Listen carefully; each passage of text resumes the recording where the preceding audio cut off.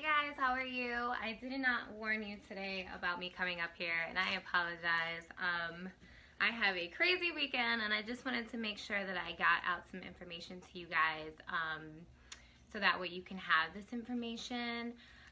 So I will be posting in a more explanatory piece of writing. I'm trying to find the words. I will be an analysis. I will be posting an analysis on my Instagram, and that's I will post that as well on here. It's at siren.selenophil.com. Oh wait, what am I talking about? At sirens.selenophil. That's on Instagram.com. So I will be posting that as well. So you guys will have more of a detailed analysis. But I just kind of wanted to run down exactly what this full moon is going to be about since it's coming up. It's full moon in Pisces, which is going to be, I described it as to a friend, it's going to be pretty interesting. The reason why is because, so full moons basically talk about opposition. And the full moon is in Pisces, which 180 degrees apart from that will be in Virgo. So I'm going to talk about those two signs at first, and then we'll get into exactly what the aspects are, so that way you guys can be prepared for that. So when you think of Pisces, Pisces is an energy where it rules the 12th house. The 12th house in an astrology chart is very important to understand because it is the last house, okay? With 12th house, before you get to 12th house, you go through all these other houses first, and the 12th house is the house that really taps into the subconscious. It really taps into understanding all of the other houses that were before it, so that way it could really be fully understood. So 12th house is down to our subconscious. It talks about way past just the physical understanding of life. It gets into even understanding psychology, but on more in depth. More because where 8th house is psychology, 12th house is really talking about our traumas. It's contacting our what's really deep down underneath all of the smiles, underneath any confusion. That's pretty much that 12th house understanding. Talks about institutions. It talks about, and when I say institutions, I really mean like going to an institution where it's for a therapeutic way, or it's more for punishment. And really, when you think of punishment, when you think of jail, in a sense, jail is a place that many people learn a lot about what's within the subconscious as well. There's a lot of sitting time, there's a lot of challenges within jail that really taps into the psyche. And that really is talking about that area. Pisces, in a way, is also speaking of things that are within the spiritual realm. It talks about things that we cannot really access unless we access within. And if you speak to a Pisces, they'll really tell you that they have the ability to pretty much jump from dimension to dimension. They have that ability, and it might not be something that they're comfortable with speaking about, but that's something that they definitely have the ability to do.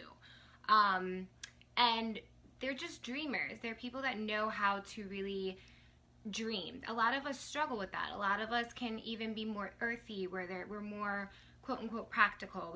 We're more grounded. We more so focused on the material realm. We might be more airy, where we just kind of go with the winds. Whereas a Pisces can really channel in the dream world. They can see something that they want. And a lot of people might feel threatened by them being able to do that, and in some senses they may not be understood because of that. And they really do have the ability to take whatever they see in the spiritual realm and manifest it into the physical realm, but it takes that groundedness for them to be able to do so, because they're so focused on dreaming that they can get caught in their dreams. So that's a big thing as well. Okay, so I wanted to talk about that, and then also I wanted to get into Virgo. So we just entered Virgo season on the 19th of August. I'm really excited because I'm a Virgo. My birthday is September 3rd, so I'm super excited. But basically the Virgo is more of the practical sign. It's within the earth sign, so it's more of Virgo. Okay, so you have, when it comes to the earth signs, you have Capricorn, that is more of the executive. Then you have Taurus, which Taurus is more of the director. I would say Virgo is more of the one that makes sure that everything's situated. It does a lot of background work, takes care of a lot of details. It makes sure that everything is nice and smooth and goes really well. The reason why is because if you think of Virgo, Virgo actually begins during the season where things are kind of going into fall. So this is the time period where, you know, you think of all the farmers going out and picking out the crops that really matter and making sure that they're picking these out because they have to bring this back to their village or they have to bring this back to their children, you know, if they have their own crops at their house. So it's really important to be able to be critical enough to pick out the ones that are going to be give the nutritional value and not really, you know, formulate any diseases or formulate any sicknesses. So it's really important to understand that. I'm sorry, I'm just going to take a question real quick. Are we entering another retrograde? Yes, Venus, and I will be giving you information on that soon. We are entering Venus, and it's going to be on September 2nd. That will be when, yes, Venus enters on September 2nd, so I will get into that. There will be a video for that. So, going into Virgo and understanding Virgo. Virgo is the sign that stands for a baby within one hand and the grain within another. So it's talking about taking care of family, but really being able to go ahead and pick out the crops, like I said, the appropriate crops that are needed. That makes Virgos very critical. So I'm sure we have a Virgo friend. I am a Virgo myself, and I would definitely consider us to be some of the most caretaking individuals, but we can definitely be very critical. And that can come off in a very negative way when realistically speaking, we're just as critical as, you know, we give off to other people as we are of ourselves, if not worse. We might be even more critical on ourselves. And because of that, what it really comes down to is making sure that everything is situated, because if it's not situated, Virgos tend to get worried. And yes, perfectionist. Someone just wrote perfectionist. We are perfectionists. We want to make sure that everything is good because we take responsibility if things do not go appropriately. Because for us, everything down to its very detail can be organized. And that's really where a Virgo can thrive, is really understanding that organization, being able to organize everything, making sure everything's clean, making sure everything is situated, everything is as close to perfect as possible. Because if it's not, it can cause some issues with our own worrying selves to say that it is our fault. And that is where there's some issues with misunderstanding Virgos, because Virgos can be very critical and Virgos can be cutthroat on certain things, but ultimately it's because we want to make sure things are okay so we don't have to worry. We don't have to worry to the point where it can even create disease, because 6th house, which is ruled by Virgo, talks about day-to-day obstacles and it talks about physical ailments. So it really is important to us to make sure that if everything is situated and everything is okay, then we can be calm.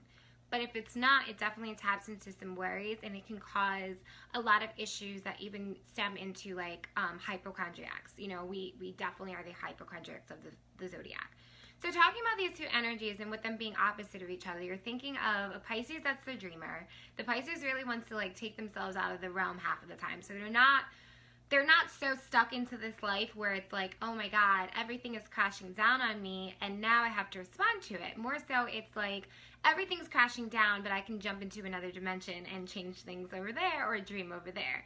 So it's really a different energy from that Virgo energy, because Virgo is so obsessed with being the perfectionist and making sure things that are totally perfect that it can cause disease if it's not, because there's so much worrying energy that it does manifest things that are negative.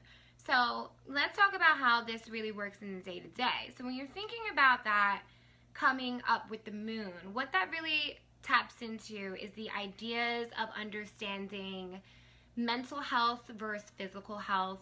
12th house rules our hidden enemies, where the 6th house, which is traditionally ruled by Virgo, talks about our enemies that are right out in the open.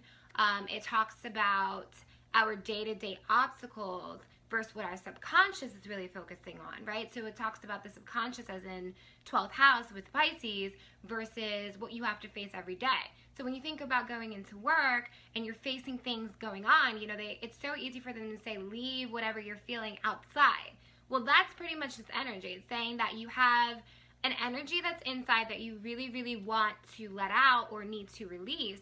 However, you have to continue to go about your day-to-day and almost pretend as if you're still smiling, as if things are okay, right? So that's really that opposition energy. It also talks about, let me think. I wrote this whole thing. It also talks about physical elements versus contacting and confronting traumas, right? So I discussed how, like, with the Virgo in 6th house, it's like we can become hypochondriacs if we feel like we don't have control over certain things, right?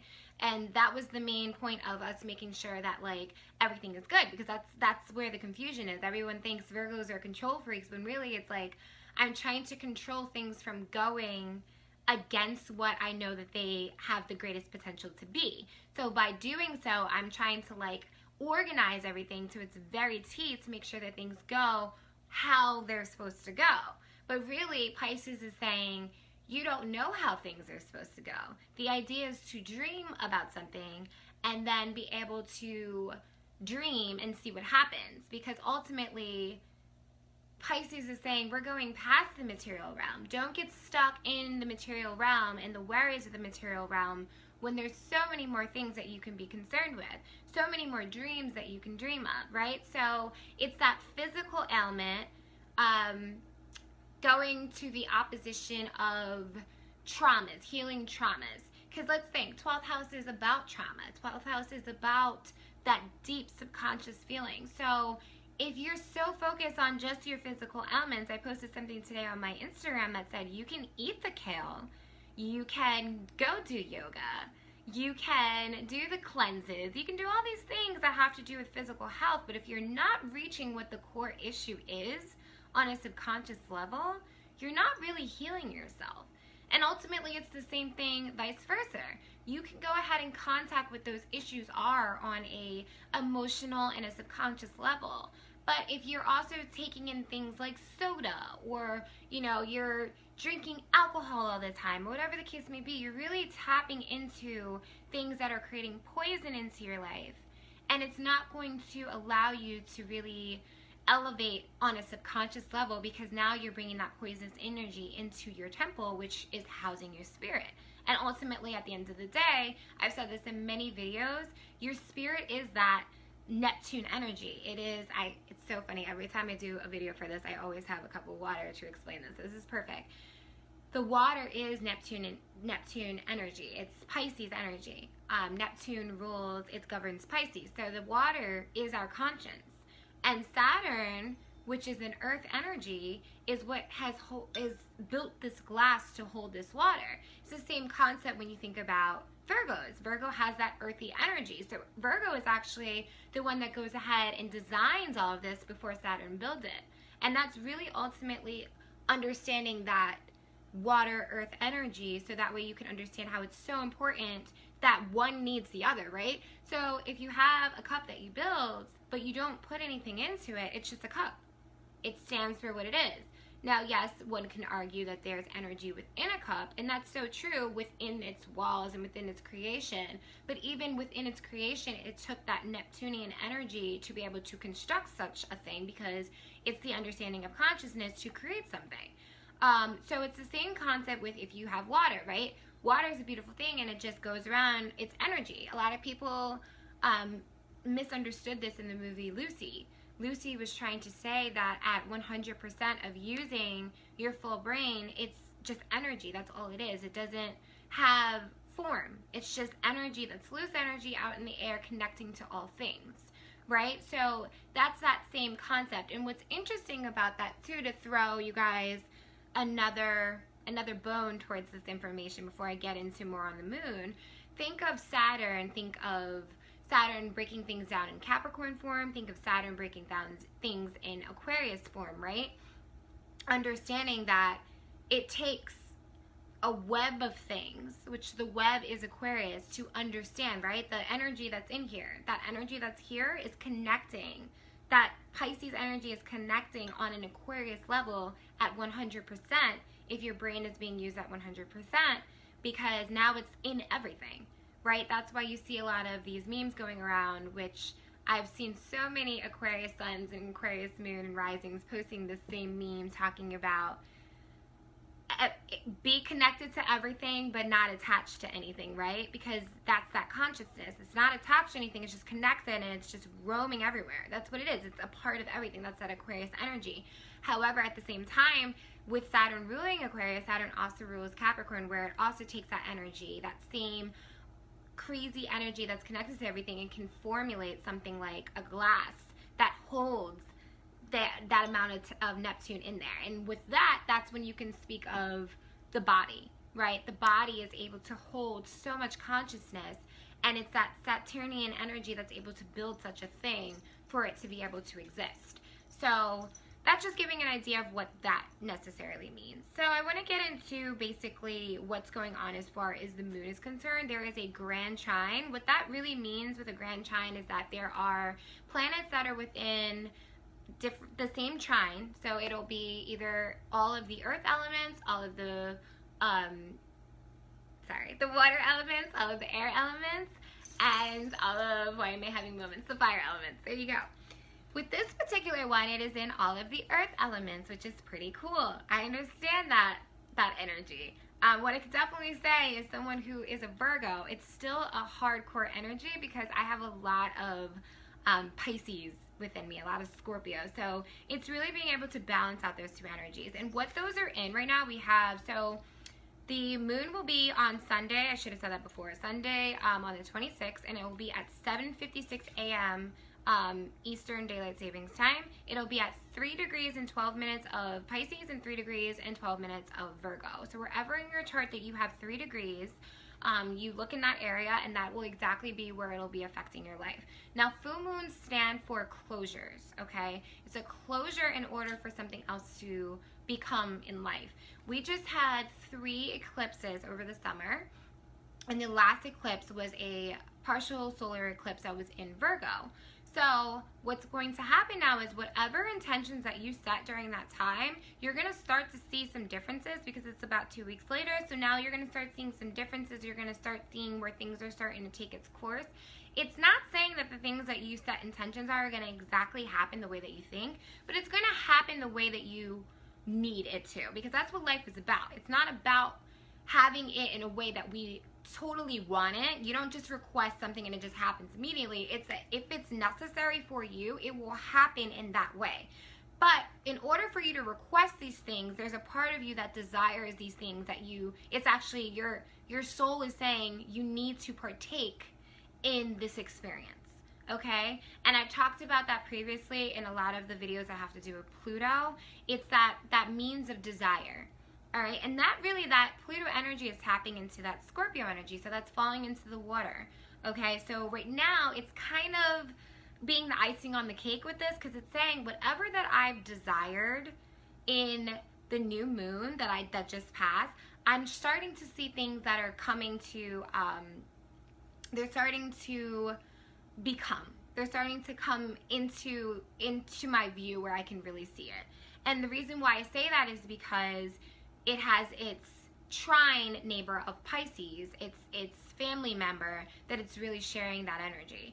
So let's talk about that. So we have the aspects where, the full moon in Pisces is in 3 degrees and 12 minutes of Pisces, and then it's opposing the energy of the sun that's in 3 degrees and 12 minutes of Virgo.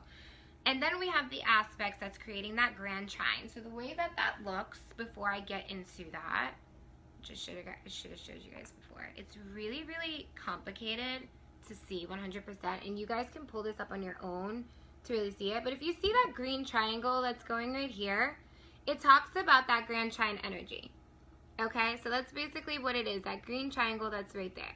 And what it is that because we have Saturn, which is 2 degrees and 38 minutes of, I believe it's Capricorn. Of Capricorn. And then we have the sun that's at 3 degrees and 12 minutes of Virgo. And then we have Uranus at 2 degrees and 25 minutes of Taurus. So all of the earth signs are featured in this, and this is causing that Grand Trine. What this is meaning is this. So this is big.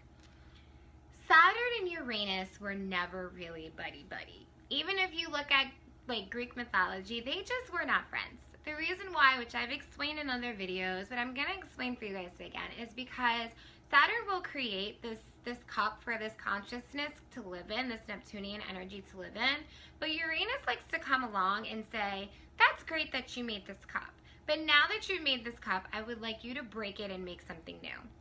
And it's important to understand that because of the fact that, like, think of all of the technology that has been created over time, right? Think of all the things that have happened once you take one idea and you break it, not break it where it's like not important, but you break it to the point where it's like, all right, now that I get this, I'm going to break more into it to create something else. I'm going to add something else to it so I can create something else. The reason being is because Uranus is that, it's the Aquarius energy that's like, okay, this is wonderful that we're here, but what are the new ideas behind this? How can we take this grand idea that you've created, which is awesome, right? You were able to create a cup. This is great. This is beautiful that you were able to create this, to hold on to this consciousness. However, now that we've created that, how do we evolve into something greater?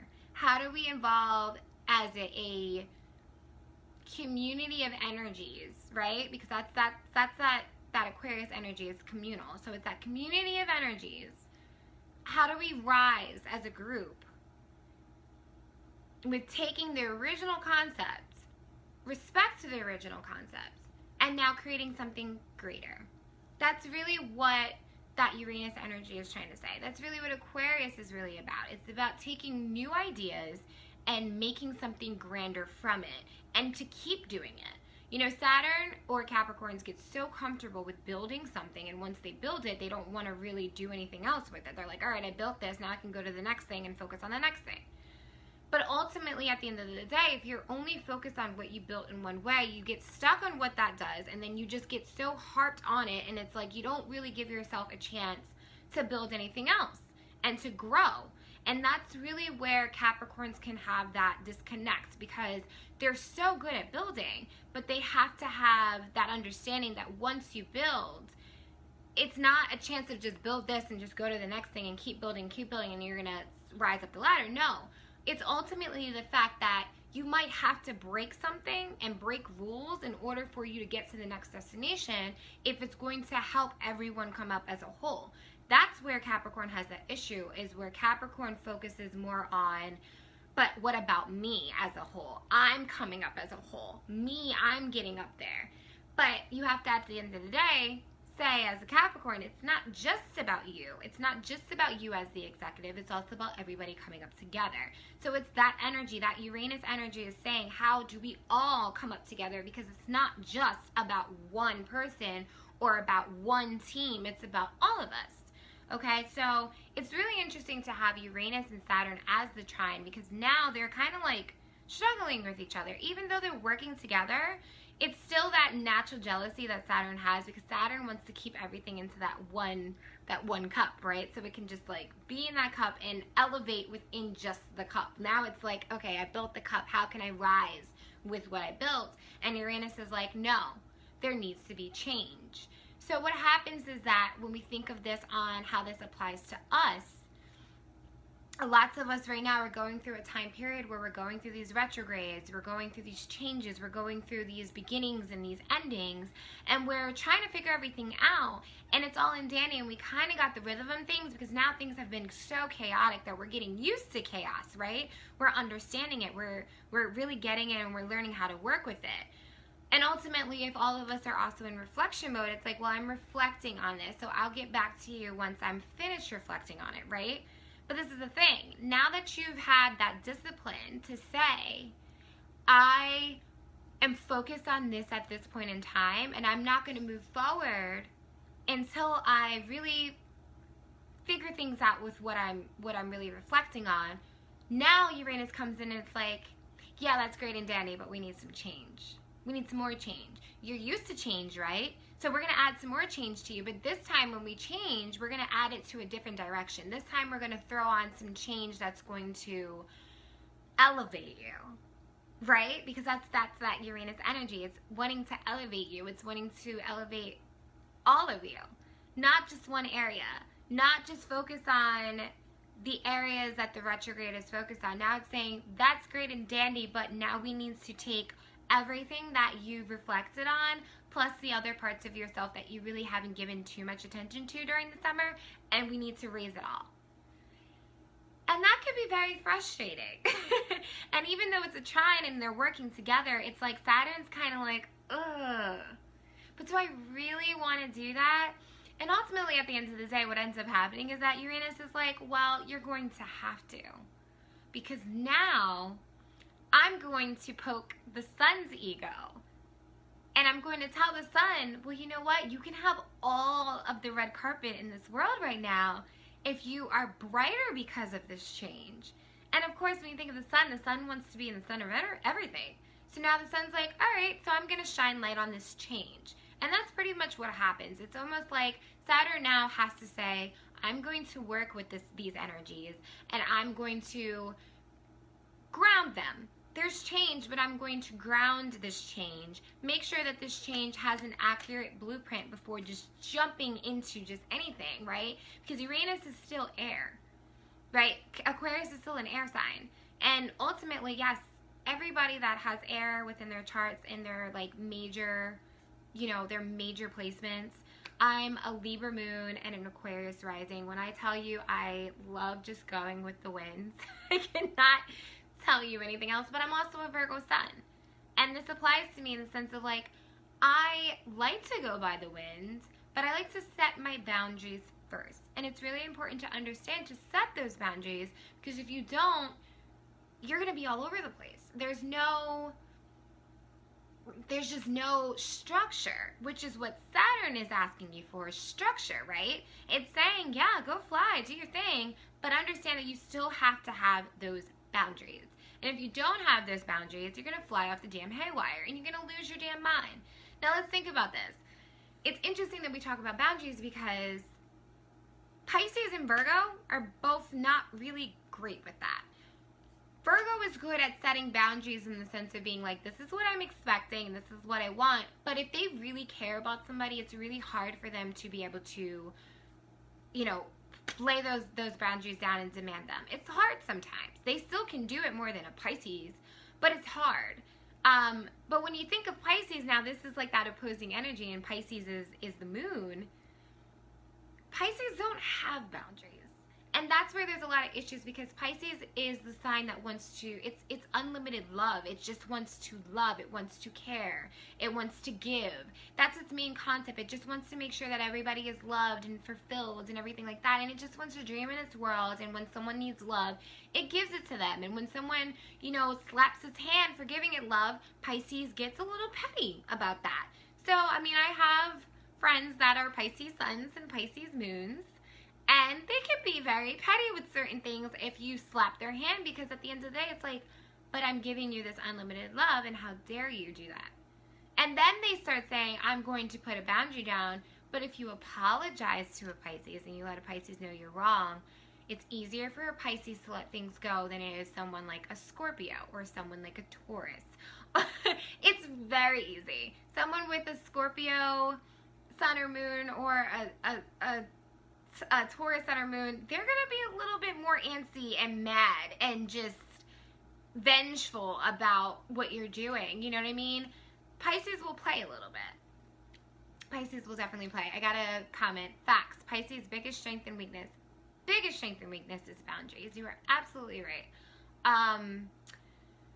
So that being said, Saturn is here to create that boundary. Saturn is here to give some structure so that way things are not going too haywire, because ultimately Uranus is saying it's time to jump, it's time to live, it's time to change, it's time to just get out of this structure that you've built and now create something different, right? There's so many things that you can create. I'm picking up random things that are sitting on my dresser, but look at this.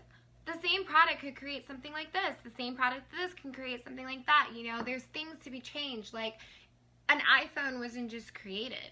It has to go through the Kyocera and flip phone and everything else. It had to go through those things in order to be built into the iPhone. But if you just stuck at just the simple beeper, we wouldn't even be able to access each other on the level. I wouldn't even be able to make this video, you know? I can't even tell you how many times I'm so happy that I don't have to go out and purchase a video camera the way I had to when I was starting college for broadcast journalism. It was hard. You know, if you wanted to make a video, you had to have a video camera. Now I have access to my iPhone, or some people have access to, you know, like there's Droids or whatever the case. They can record this on their computers. There's so many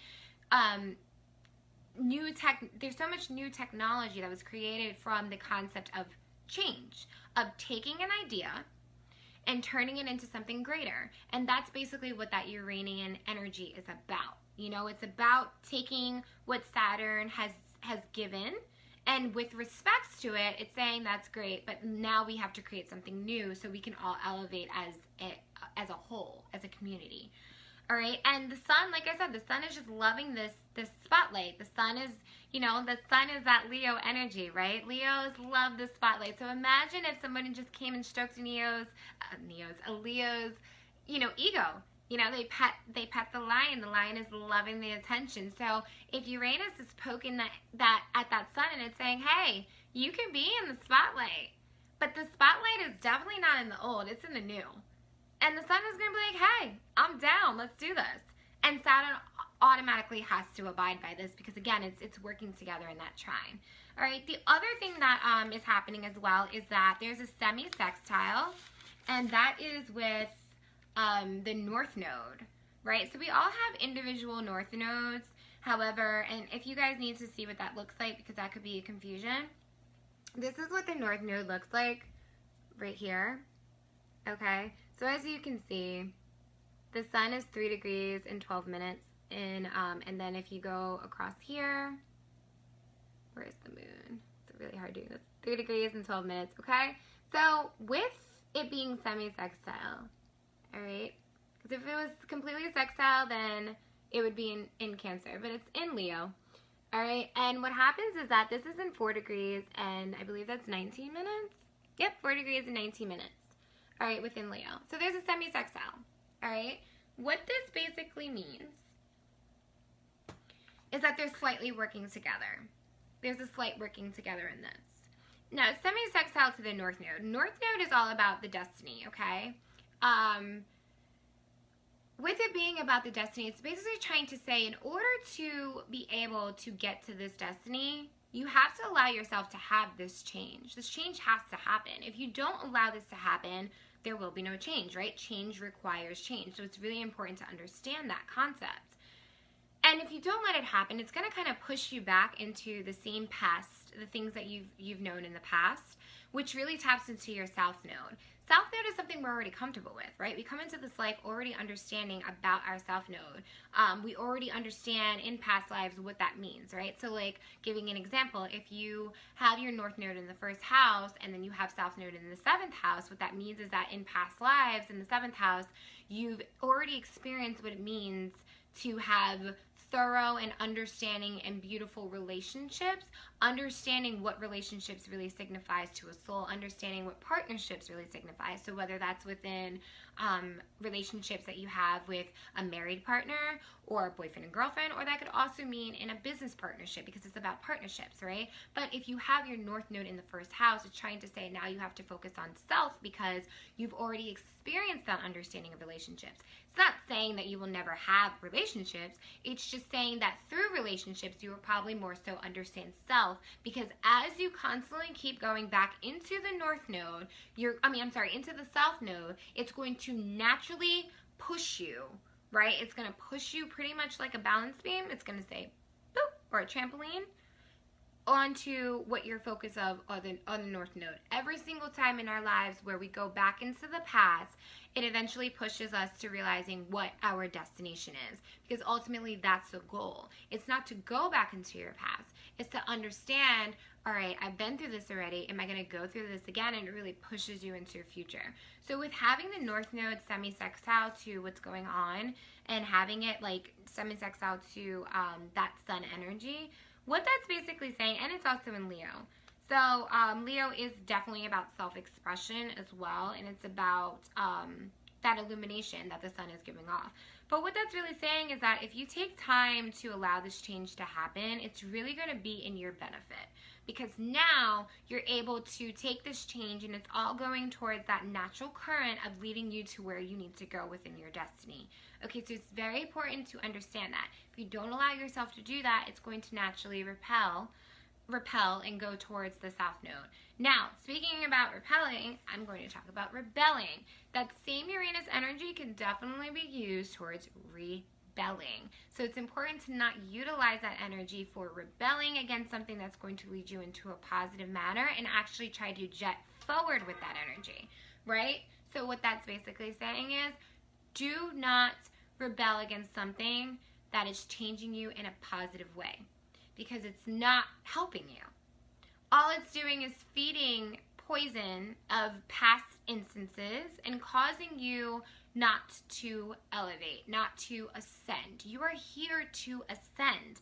Let's talk about practicality again, right? We have that Virgo energy. We have that Pisces energy. You're dreaming of ascension. You're dreaming of the things that you want, right? The whole point of dreaming is the fact that you don't have it yet, right? Or if you do have something, you're still dreaming about what could be from that something. What else is the possibility of that something, right? That's the whole point of you dreaming about it. So you have to understand that if you do not put that practical idea of saying, I want these things, but I have to do the work, hint, hint, Saturn, and I have to allow change, hint, hint, Uranus, to get me to my ultimate brightness, hint, hint, the sun, I have to really let things happen. I have to be practical. I have to, I have to channel in that Virgo. In order to get that Pisces, whatever my emotions are wanting, I have to channel in that Virgo, that practicality, because that practicality is what's going to set me up for a positive future. It's what's planning that blueprint so I can get to my destiny, right? And it's not practical to come into a world and for us to request to come on the side of the realms and say, I want to have a chance toward this life. I want to have these things. I want to be able to manifest these things. I want to cause this change in my life. And then when you get here, you don't do anything. Because now it's that same concept. You wake up in the morning, you get a cup of coffee, you get some breakfast, you go into work, you deal with all the stuff at work, you come home, you might go to happy hour, you might watch some shows on NBC, catch up with the news, you might do all these things, and you go to sleep, take a shower, go to sleep, and you wake up and do the same thing the next day. Yes, there's routine, but where is there change? Where is there an opportunity for you to experience other things, right?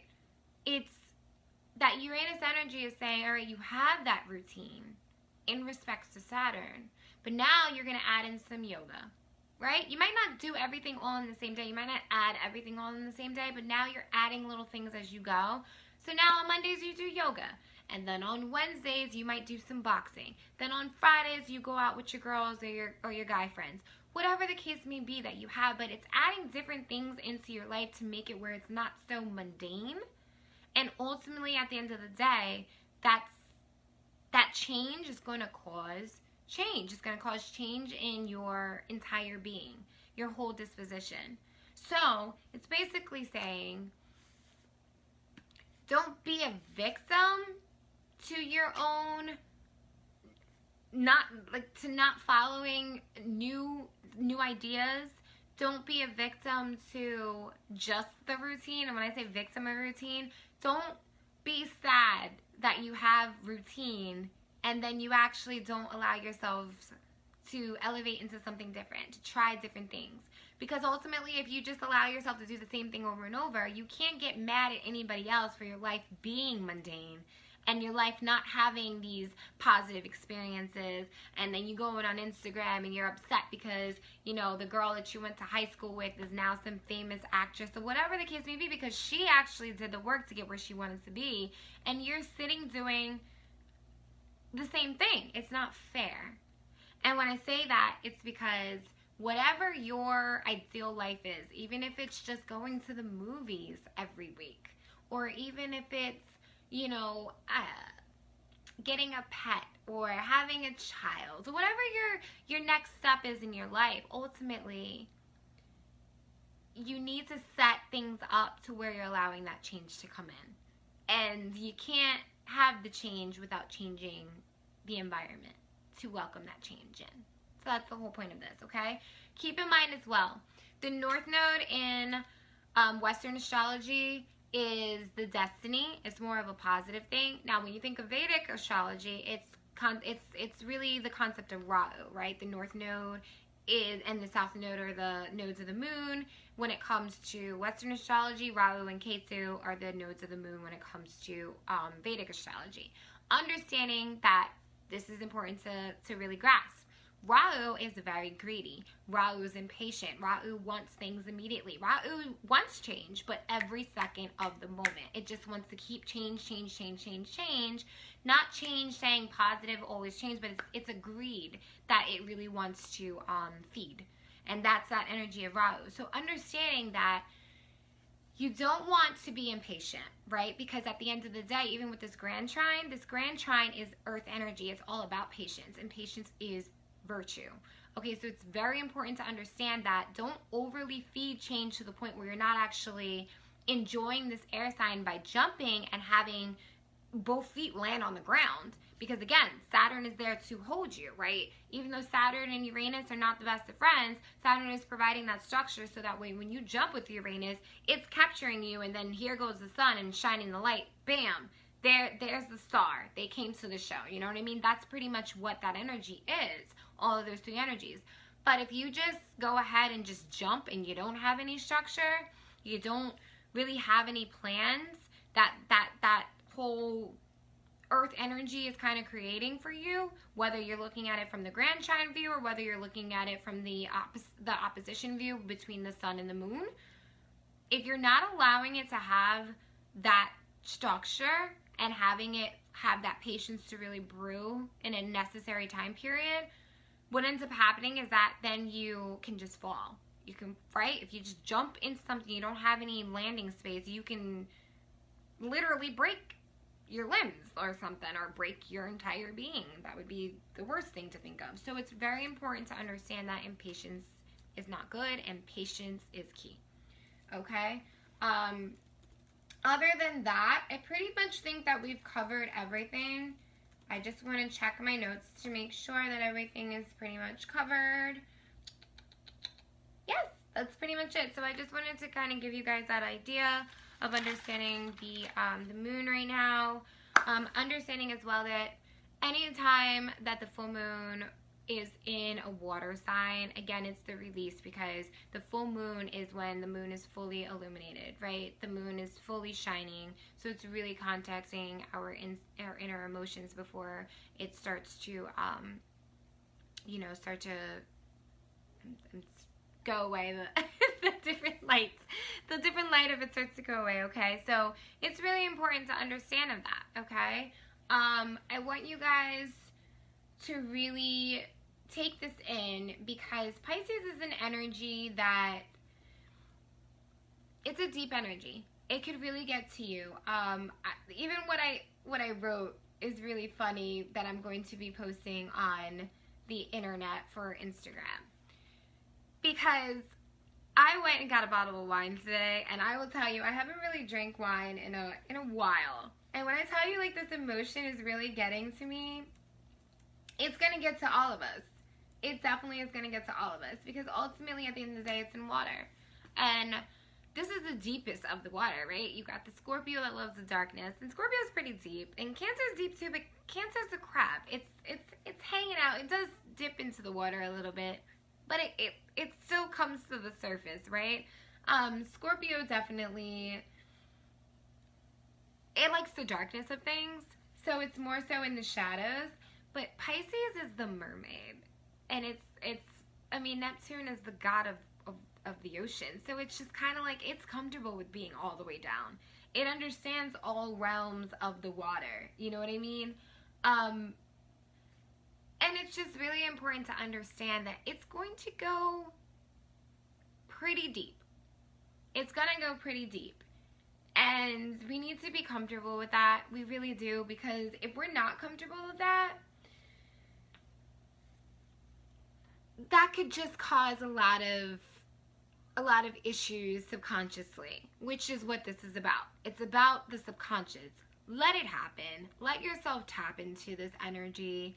It's a struggle. You know, the moon is constantly waxing and waning, and once it gets to that full moon, it's really shining its light. It really, really is shining its light. It's really allowing itself to really tap into its fullest emotions. And it would be really terrible for you to, like, not let it do that just because you're fighting against nature. And, like, me and my best friend were talking about this idea of, like, there was, I think it's the duck, she said the duck tours that are in Philly or somewhere else, but God bless his family. You know, they were in the duck tour, and they went into the ocean, and then the boat flipped over, and, you know, unfortunately a lot of people passed on this duck tour, on this boat, because they couldn't be saved. The reason why I say that this is important to not fight nature is because even when you look at something that's bad, you know what I mean? Even a boat couldn't sustain the weather at that point. It flipped over. So it's trying to say, like, and that's a boat. That's a whole boat. Our weight, obviously, when you think of consciousness, is, like, heavy. But our weight, if a boat can't, it can't, what's the word I'm looking for? I'm having a moment tonight. But if the boat cannot outweigh nature, what makes you think that you can? You know what I mean? Like, we are made of nature. We're made of all these elements. It doesn't make sense to fight against something that is supposed to happen. It just doesn't. Let things happen, let things go, because at the end of the day, if you go with the current, you can sail so much more calmly. And things might be a struggle, and things might hurt, and things might not make sense at first. But we just went through, like, an entire summer of retrogrades. I mean, like, come on. There were so many planets in retrograde. We just went through 3 eclipses. We've made it even to who we are today with all the stuff that we've dealt with.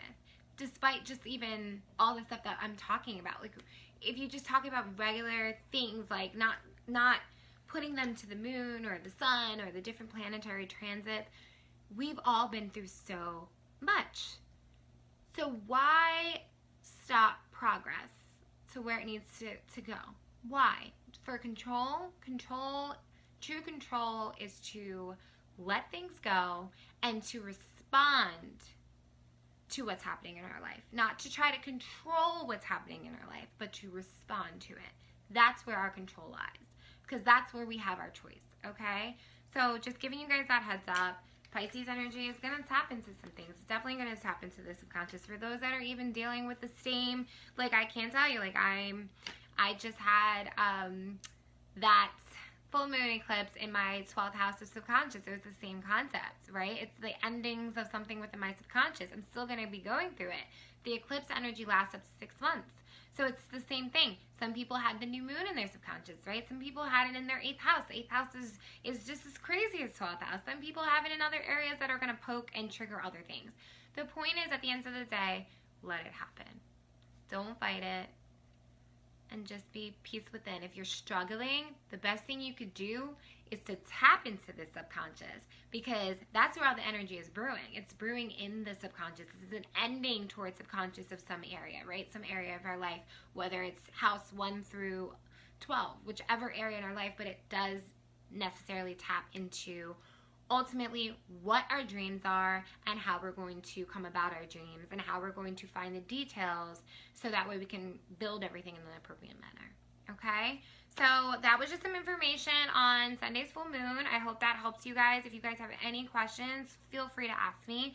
As always, I'm still doing birth chart readings and still doing tarot readings and numerology readings as well. I'm giving you guys a package right now where it is a 2-hour to 2.5-hour birth chart reading and a 1-hour tarot card reading, and that is at the price of $95, which is definitely not bad because if you do your research, it can be pretty expensive. And I'm doing that because, and that could be split between 2 days. I'm doing that as pretty much a thank you to you guys for sticking with me through this new adventure in my life with putting everything on the internet. And I definitely have a surprise for you guys as well because my birthday is coming up, so I do want to do a nice little giveaway, and I hope you guys participate in that, okay? Again, it's 2 to 2.5 hours for the birth chart reading because a birth chart reading can go on forever.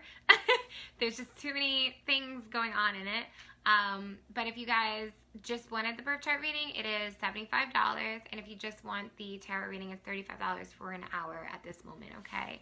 We'll be going up soon, so take advantage of it while you can.